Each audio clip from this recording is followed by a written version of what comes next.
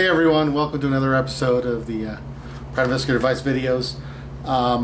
Today we're going to talk about spy cam use, practical applications that I use the spy cams for.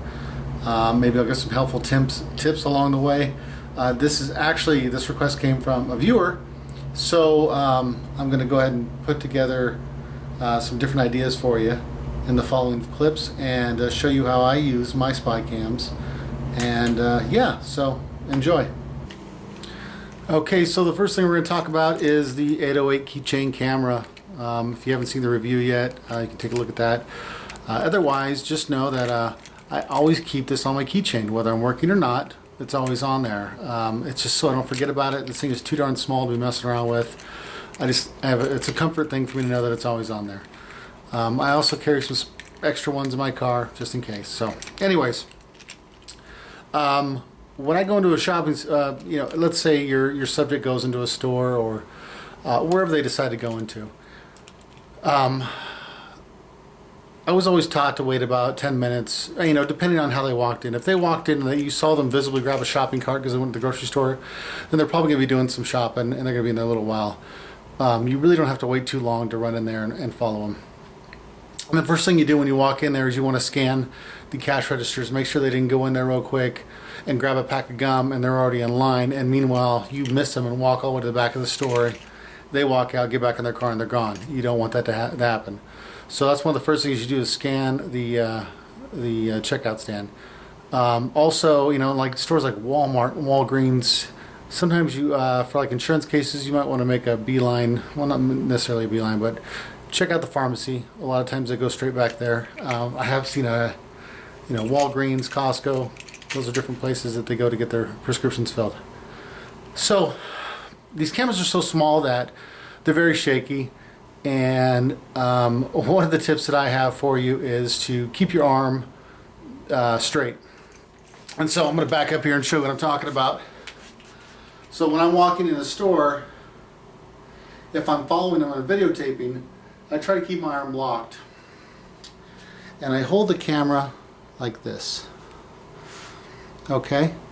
And just cut my keys, and that's how I hold it. Now this works ideal if you practice enough with it. You'll see the different ways how it's gonna how close you need to be to get a certain view. Typically, as far as I am from this camera, which is probably about 5 feet, you're probably getting almost their whole entire body with your hand down here by your side.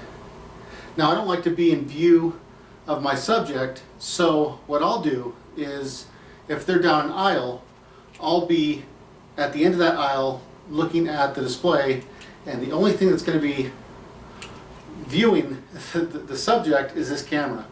The rest of my body is going to be blocked off by the aisle, the edge of the aisle, and just my arm will be visible to the subject. And that way I'm out of their view as much as possible, and lets me go follow them longer in a store and get more video for my client. So if you end up following your subject and he's walking, just lock your arm and just walk as best as you can, and that's going to minimize the shake. So let's say the guy goes into a grocery store and you want to get as much video as you can. You want to be steady and you want to fit in.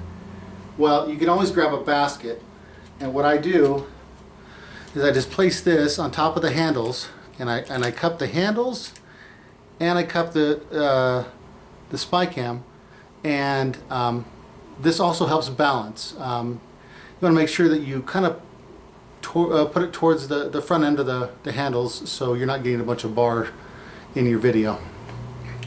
And so, yeah, that's some of the techniques that I use for the spy cam here. That's basically what I do every single time with this particular camera. And it's difficult in low lights. I've taken it to bars,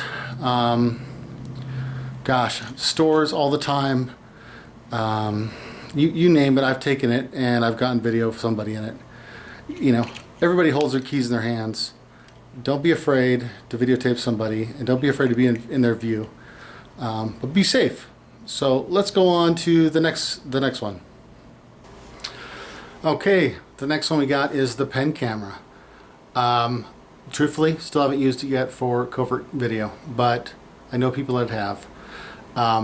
This can be awkward to use, but I would use it in the same manner as I use the keychain camera. So basically, I would just hold it in my hand like this, camera pointed out. Your camera's right here, this little hole up here, you probably can't barely see it. I would just walk with the pen. Again, keep your arm kind of erect, and I would do the same thing as I did with the keychain camera. Keep it stiff, put your hand outside the aisle when they're down the aisle. You know, if they get out of your view, just go ahead and turn it off. When they get back into your view, turn it back on. Same idea. Another thing, I think the reason that these things were actually invented had to do with process servers. And when you serve papers, you always want to kind of cover your butt. I've literally, in fact recently, I've taken this video camera that I'm documenting this with, and I turned it on, pointed it right at the front door of the house, parked in front of the house, and went up to the front door because I needed to, want to make sure that everything was documented as to what I was doing. So a lot of people do is they stick this pen in their front pocket. If I can do it here. And you go ahead, and when you go to do your service, you'll have your pen right here. It'll be pointing at your subject already, and it will document audio and video.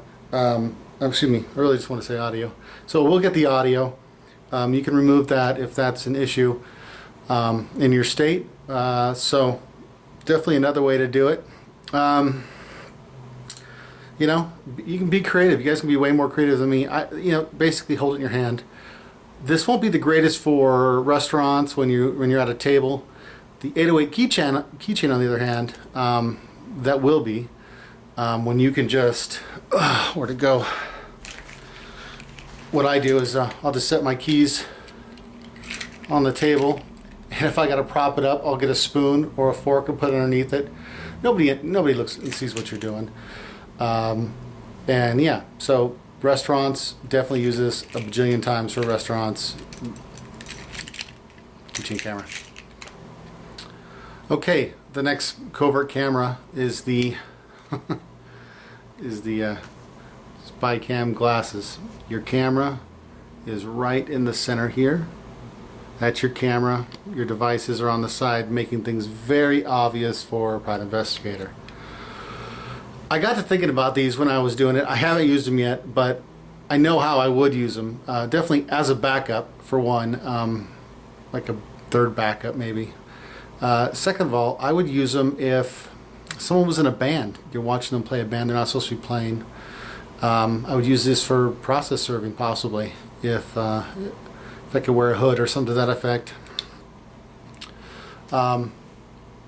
If I was doing if they were at the band, I'd just sit there and stare at them. And the only bad thing is if you ever wanted to look away, you'd have to really be, remember to turn it on and off. But otherwise, if you're just staring at a band, everybody else is staring at the band, no big deal. I've also known guys that just taken their video camera in there and turned it on and walked away from it and went and played pool while the guy was playing in the band. That's another way to do it. You don't even have to do spy cam.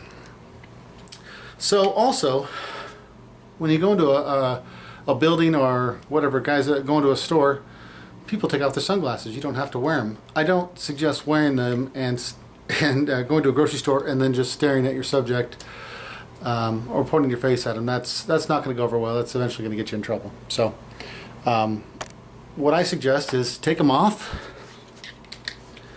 Just grip them in your hand just like this, and you're going to get the same effect, maybe even better, with these as your 808 camera or your pen camera. And just keep your arm stiff, and you're going to get great footage just keeping them in your hand like this. Walking, same thing, keep your arm stiff. If it's on a table, let's say they go to a restaurant, put them on the table.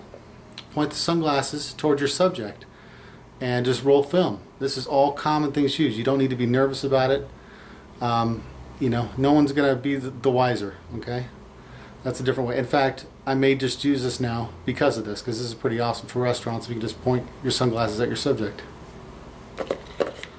So there you go. Few ways to use these. Don't be nervous about them. They're made to blend in. Okay, so I'm going to show you one more. You know, I've got other spy cams that I'll probably talk about later. I still want to do reviews on them. I haven't done them yet. But I showed the pager camera in the spy cam review, just talking about kind of like the history of what I had. You know, it connects to a bigger camera. And what I did is, and I told you before, I stuck it in this bag. I actually used a camera bag for a while, and then I switched to this.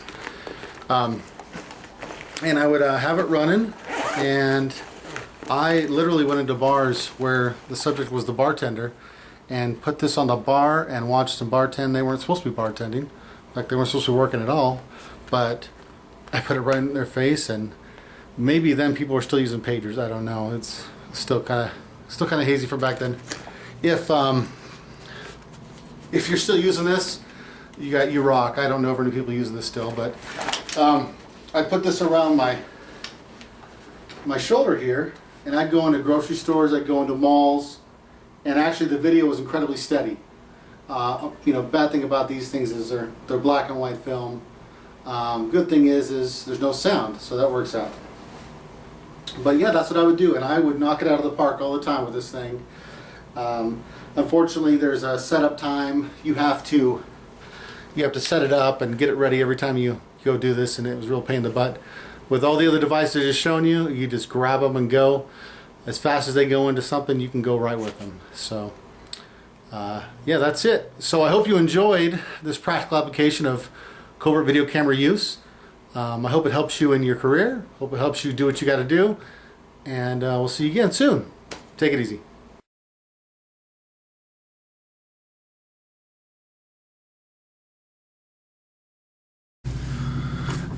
Hey everyone. So another way you can use this keychain camera is to stick it on your dashboard if you're following somebody and for some reason that needs to be documented.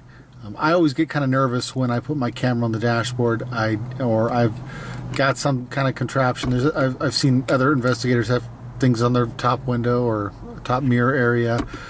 I see that as a way of someone identifying my vehicle. Like, it's kind of like having a GPS stuck to your windshield. If someone looks at my car and they go, oh, yep, that's the same guy with the GPS. You can see a little dot on his window.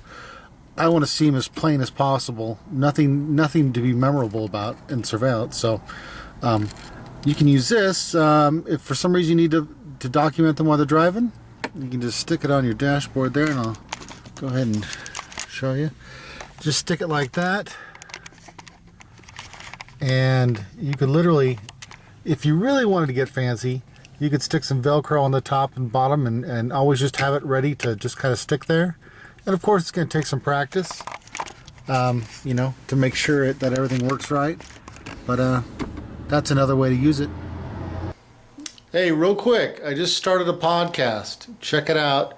Search under iTunes, look up Private Investigator Advice. You'll see the PI Advice podcast. Click on that, take a look at it. If you like it, give it 5 stars. If not, give it what you think it's worth. And I'll be hopefully putting those out every week or so. The first one's just an introduction. Check it out. And yeah, that's it. Thanks.